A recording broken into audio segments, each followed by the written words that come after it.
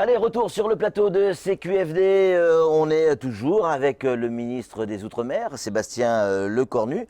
On va enchaîner de suite, si vous êtes d'accord, avec ces annonces qui ont été faites. Alors, on va y revenir sur la loi Mayotte, forcément. Il manque peut-être quelque chose d'important, c'est le timing, les dates. Quand est-ce que ça va se mettre en place? J'ai passé 3 jours à les préciser, donc mais ça me permet avec vous d'être plus clair. Je pense qu'il faut pas mentir aux gens parce que parfois il y a eu des inexactitudes dans le passé et ces quiproquos ont coûté très très cher. Donc avec beaucoup de clarté, il faut être très transparent. On a fêté les 10 ans de la départementalisation.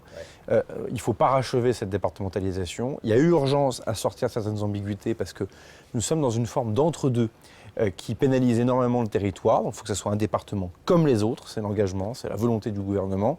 Et pour autant, on vient d'en parler sur l'immigration, il faut savoir différencier des choses comme l'accès à la nationalité. Ça veut dire quoi? Ça veut dire que maintenant, on a 10 ans devant nous, 2031, pour terminer justement cette départementalisation et pour qu'elle soit parfaite en quelque sorte. Sarkozy avait dit 2025. Oui, pardon de le dire, du retard a été pris. Après, à qui la faute? Ça, c'est le boulot des journalistes, des électeurs, que de l'établir. Moi, je suis ministre des Outre-mer depuis 1 an et je vois bien que la convergence sociale, typiquement pour ce qu'il reste à accomplir, on ne la fera pas en 3 ou 4 ans. Enfin, ceux qui vous diront qu'on l'a fait en 3 ou 4 ans mentent ou alors vont vouloir la ruine des entrepreneurs et de l'économie locale. Alors, il faudra qu'ils finissent leur phrase et qu'ils expliquent comment on le fait, autrement que par une autre démagogie. Donc, je pense que là, on a un point d'horizon à 2031.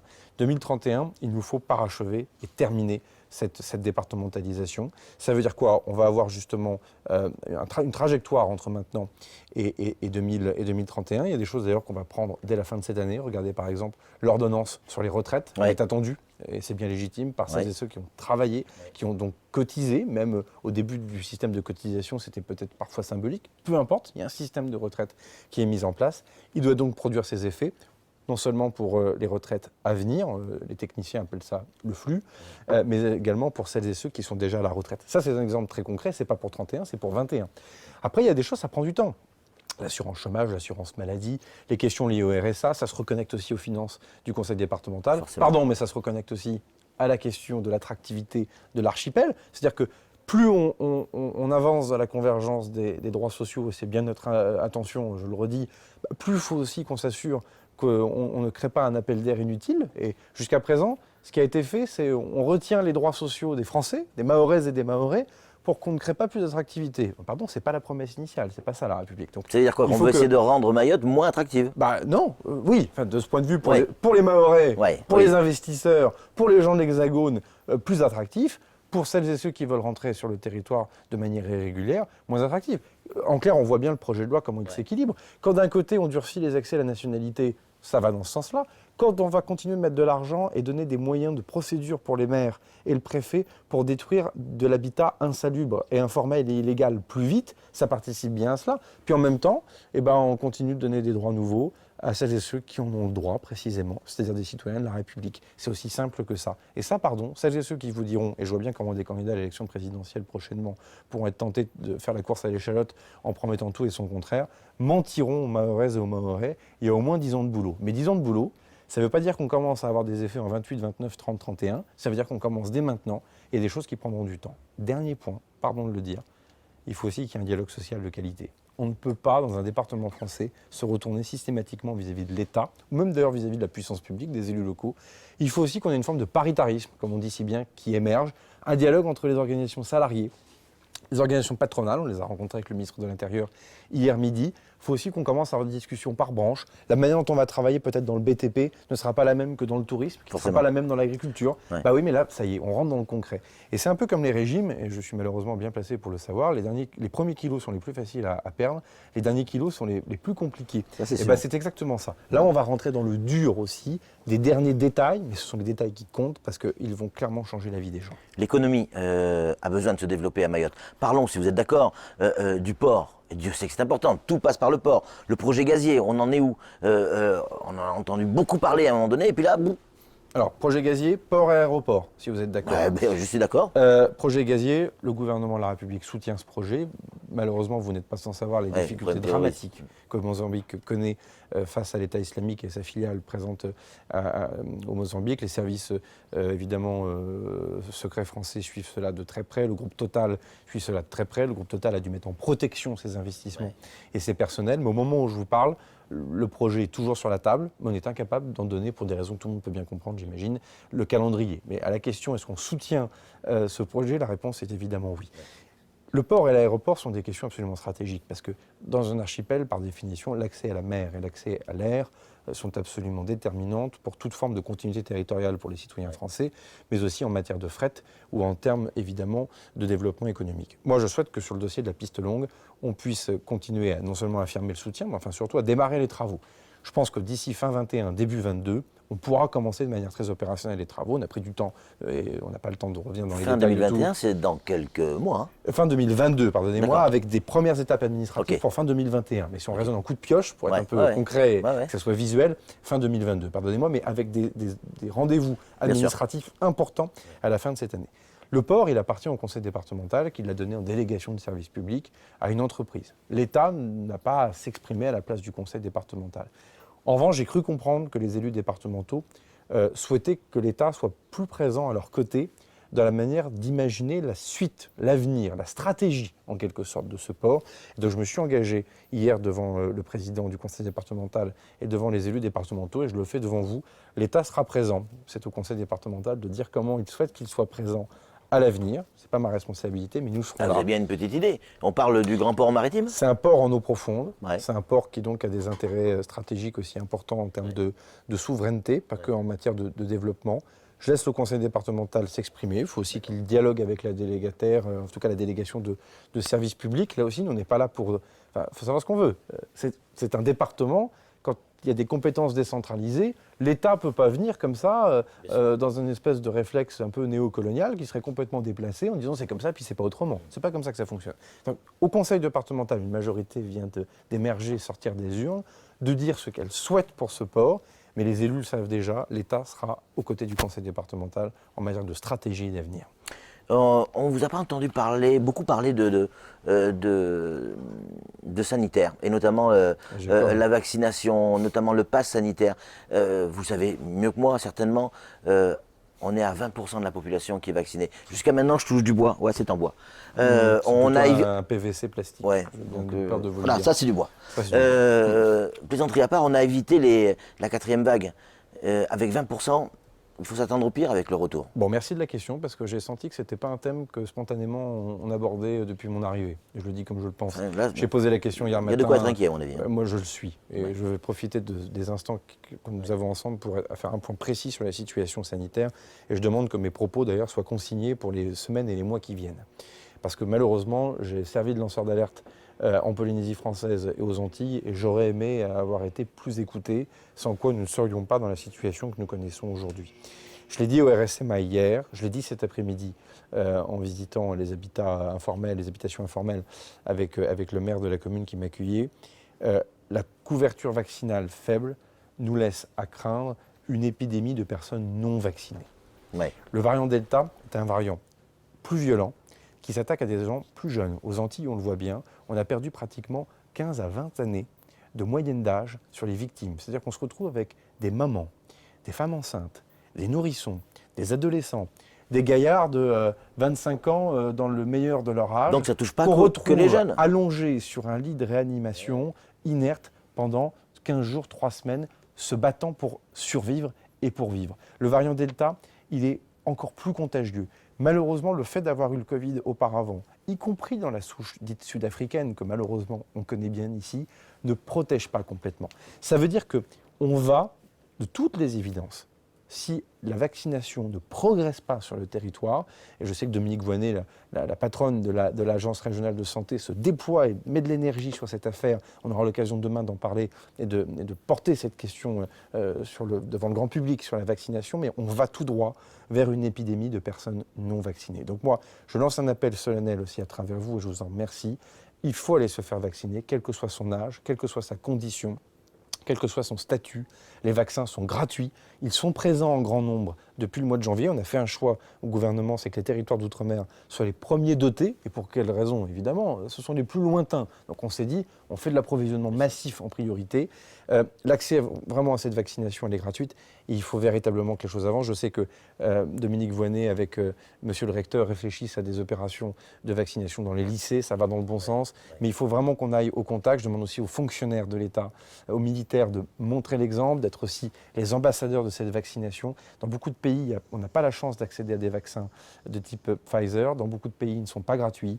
Et nous sommes en France. La solidarité nationale, elle s'exprime de cette manière-là. Et il n'y a pas de relance économique, il n'y a pas de vie possible si on va de nouveau vers un reconfinement. Et ça, on peut encore l'empêcher, mais c'est maintenant. Et je vais vous dire les choses telles que je les pense, ça se joue dans les 15 prochains jours. Soit la vaccination aura bougé de manière significative, et on le voit bien, il y a un temps de protection de chaque individu qui est un peu long, mais on saura créer les effets tout au long de l'automne jusqu'au mois de décembre qui protègent des variants aussi nouveaux éventuels qui pourraient émerger. Mais là, on a 15 jours devant nous qui sont absolument déterminants dans l'avenir sanitaire de l'archipel et notre capacité à ne pas reconfiner. Apparemment, les papillons, ils aiment bien notre discussion, hein, ils sont avec nous. Ils aiment bien le faré du préfet. Bah aussi. L'assainissement, et ça c'est important encore aussi à Mayotte. On est encore loin du travail attendu. Oui, et en même temps, beaucoup a été fait. C'est le problème de cet entre-deux. Oui. Ce matin encore, je voyais une énorme tranchée. Moi, je vois les taux de consommation de crédit de fonds européens ou de mon propre ministère. Le plan de relance, on a remis pratiquement 13 millions d'euros sur l'eau potable et sur l'assainissement. On sait qu'il faut grosso modo 80 millions. Mais voilà, Ouais. C'est important de présenter les choses avec précision. C'est-à-dire que, est-ce qu'il reste beaucoup à faire? La tâche est colossale. La réponse est oui. Est-ce que c'est en cours? La réponse est oui aussi. Est-ce qu'on y met de l'argent sur la table? Énormément. Est-ce qu'on a des enjeux d'ingénierie, c'est-à-dire de capacité à accélérer les dossiers parce que parfois ils peuvent être compliqués à monter? Là, on doit pouvoir mieux faire et je pense qu'on va y remettre d'ailleurs des moyens assez vite pour arriver à soutenir un certain nombre de travaux. Il y a parfois des questions d'accès au foncier parce qu'elles se posent pour la construction de logements, mais elles se posent aussi pour ouvrir une tranchée. C'est autant de sujets que la loi Mayotte, on n'aura pas le temps d'y revenir, mais va traiter. En tout cas, l'engagement, il est massif. On ne peut pas parler de biodiversité, de protection de l'environnement tous les 4 matins si on ne règle pas la question de l'assainissement. Ça va de pair avec l'eau potable. Quand on ouvre une tranchée, qu'on met un tuyau pour les eaux claires, on doit en profiter pour mettre un tuyau pour les eaux grises ou pour les eaux noires. Il y a un enjeu majeur. Ce sont les élus locaux qui sont en première ligne, hein, puisque c'est une compétence que l'État n'a plus depuis belle lurette. Et d'ailleurs, pour être précis, il ne l'a jamais eue, parce que ça, c'est véritablement une compétence communale. Elle a été déléguée pour l'eau potable, notamment à un syndicat, avec une nouvelle équipe, d'ailleurs, dans ce syndicat qui veut bien faire. Il y a un pacte sur l'eau qui est en cours de discussion. Moi, j'ai pris mes engagements. Je souhaite que les élus locaux puissent le signer désormais très vite. En tout cas, l'État s'est engagé. L'État s'engage sur une compétence qui n'est pas la sienne. Là aussi, je le redis, c'est important. Moi, je souhaite qu'on puisse signer très très vite ce pacte et avancer sur l'eau potable comme l'assainissement. Juste la liaison ou la transition est toute faite sur les retenues collinaires. Tous les ans, alors un peu moins l'année dernière, mais depuis 5 ans, on manque d'eau à un moment donné. Pendant les saisons sèches, oui. Oui, vous ouvrez le robinet, il n'y a pas d'eau, monsieur le ministre. Usine de dessalement, l'État a pris sa part, et d'ailleurs maintenant certains reprochent à l'État de ne pas faire suffisamment vite les travaux, d'avoir des difficultés, mais enfin pardon, on aurait pu aussi dire c'est l'affaire des élus locaux, l'État ne le fait pas. Donc l'État s'est engagé, on l'a fait. Sur les retenues collinaires, les travaux ont eu lieu sur un certain nombre d'entre elles, on continuera d'en faire là où c'est possible. Ça pose aussi la question de l'allègement de certaines normes environnementales, le projet de l'eau Mayotte permettra de le faire aussi. Mais après, il n'y a pas que la production de l'eau, il y a aussi son acheminement. Donc l'enjeu, il est autant sur la production que sur le tuyau, pour faire très vite. Et donc, il faut arriver à mener ces travaux de front et en même temps. Vous êtes ministre des Outre-mer. Il semblerait que ce soit le cas. On a eu vent que peut-être dans les semaines qui pourraient arriver, vous pourriez vous transformer en directeur de campagne d'une élection présidentielle. Info, intox? Pour qu'il y ait une campagne, il faut qu'il y ait un candidat. Et pour qu'il y ait un candidat, il faut qu'il y ait une élection. Donc il y a une élection dans plusieurs mois. Moi, je suis tout à ma tâche comme ministre des Outre-mer. J'ai aussi un engagement local que je revendique dans l'heure, parce que j'ai des racines.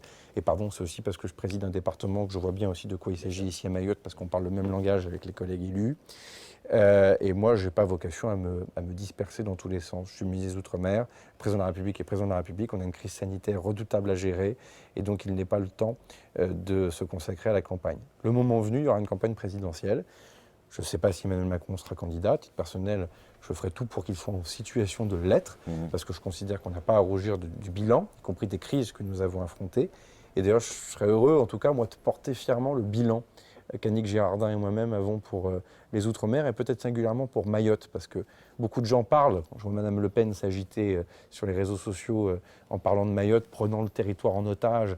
D'ailleurs, dans l'Hexagone, en disant, vous avez vu, à Mayotte, il se passe n'importe quoi. Puis après, ici, en disant, Mahoraises, Mahorais, on va vous protéger en mélangeant tout et son contraire, bah, ça me met un peu en colère. Et je pense qu'on a une génération de décideurs. Vous avez entendu Gérald Darmanin, il est à peine plus âgé que moi. On est véritablement les politiques qui voulons avancer par la preuve. Un peu moins d'idéologie, un peu moins de gesticulation médiatique et du concret. Et du concret, c'est aussi la franchise de dire que tout ne se fait pas en un jour. En tout cas, moi, je porterai ce bilan parce qu'on peut être fier de ce qui a été fait sous ce quinquennat pour Mayotte. Donc ça veut dire que si jamais Emmanuel Macron devait être candidat... Je voterai pour lui, oui. Mais je pense que ce n'est pas un scoop. Pour l'instant, je crois qu'une... Mais vous ne ferez pas les deux en même temps? Non, mais je pense que les... Enfin, moi, je n'ai pas de langue de bois là-dessus. Ouais. J'ai une crise sanitaire en Martinique et en Guadeloupe qui est redoutable. En Polynésie française, c'est pareil. Les enjeux auxquels on est confrontés ici, on l'a bien vu encore cet après-midi, sont très lourds. Je pense que les personnes qui nous regardent, à la fois qui aiment la politique, qui ont envie d'entendre des choses sur la campagne qui se prépare, sur qu'est-ce qui se passera ici ou là, je comprends qu'il y ait de l'attente, mais personne ne comprendrait qu'on soit autre part qu'à notre propre tâche de ministre. En tout cas, le boulot est là, on est courageux, on ne ménage pas notre peine, une fois de plus, on ne demande pas à être ni félicité ni plaint, mais voilà, en revanche, le moment venu, il y aura quoi qu'il arrive, candidat ou pas, il y aura un bilan à faire. Et ça, pour le coup, moi, je souhaite présenter à la nation française un bilan digne et ambitieux de ce que nous avons fait collectivement pour nos territoires d'outre-mer qui le méritent et qui sont la fierté de la France. Il nous reste une poignée de secondes. S'il y avait un moment, une image, un instant que vous retiendrez de ce voyage officiel, ce serait lequel? La Marseillaise de ces jeunes enfants devant le poste. En français ou en mahorais? Les deux. Ah ouais. Les deux. Que d'émotion là-dessus. Hein. Là, vous savez, c'est ces moments où pas besoin de parler, quoi. Ouais. Le truc vient tout seul. Il fait grand soleil. Et vous voyez tout un village, toute une commune qui s'est préparée à un moment de communion avec la République et dans lequel on arbore le drapeau tricolore, pas par un patriotisme. Ça vous a touché, ça, hein? Énormément. Ouais. Mais, j'allais vous le dire, c'est pas un patriotisme désuet. Il y a quelque chose d'avenir, en fait, là-dedans.